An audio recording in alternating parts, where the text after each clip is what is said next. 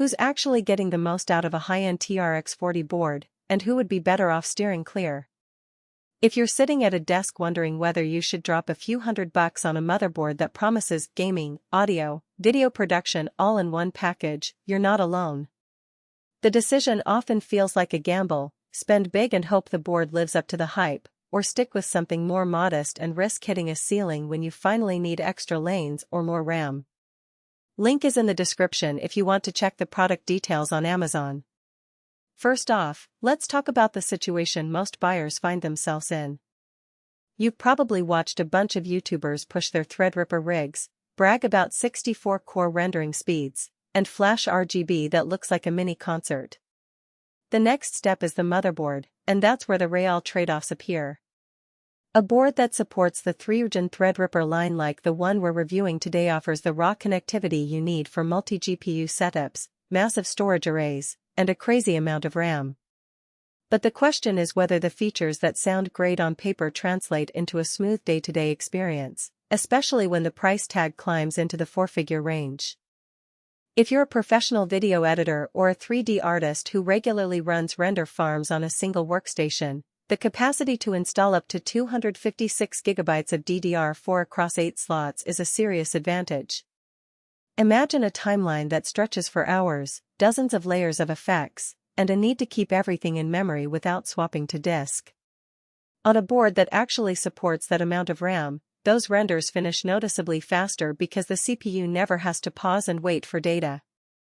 For a gamer who primarily plays at 144 Hz on a 1440p monitor, that much RAM is overkill. You'll likely never tap past 32 GB, and you'll be paying for capacity you won't use. Another real-world scenario: you're building a workstation that needs to juggle a 4K video capture card, a couple of high-speed NVMe SSDs, and perhaps a dedicated audio interface.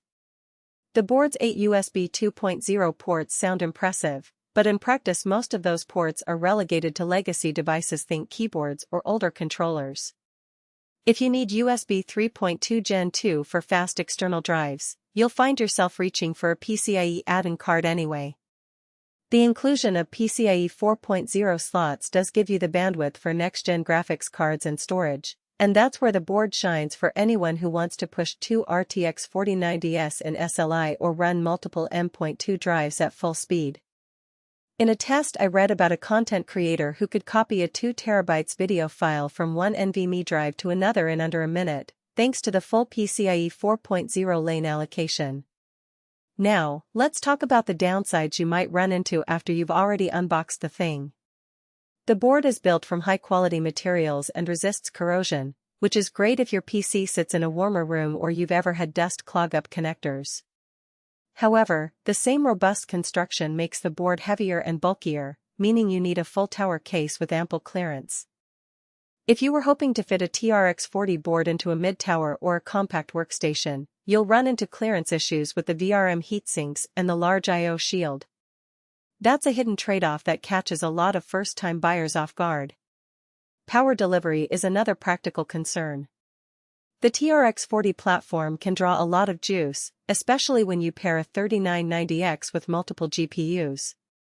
The board's VRM design handles stock Threadripper frequencies without drooping, but if you're looking to overclock beyond the official specs, you may notice occasional throttling under sustained loads. For most users who keep their CPUs at default clocks, the power delivery is more than adequate. For extreme overclockers, it's a compromise you'll feel when you compare it side by side with an X670E board that's explicitly marketed for high-end tuning. A point that's easy to overlook is the BIOS and firmware ecosystem. ASRock's flagship boards typically receive regular updates, but this particular model is branded under the FXJHSD label, which means you're relying on a third-party partner to push firmware patches. In the few months since release, the community has reported occasional boot loop issues after a BIOS update, and the fix required a manual rollback using a USB flash drive. If you're comfortable flashing BIOS and troubleshooting, that might not be a deal-breaker, but for a user who expects a plug-and-play experience, it adds an extra layer of risk. Let's bring it all together and answer the core question: who should buy this board? If you are a professional who needs the absolute maximum memory capacity, wants to run multiple high-speed NVMe drives, and plans to populate the system with at least 2 top-tier graphics cards. This board gives you the lane count and connectivity to do it without forcing you to split bandwidth across multiple add-in cards. It also makes sense for a serious streamer who wants to capture 4K footage while gaming and simultaneously run a live encoding GPU. Having the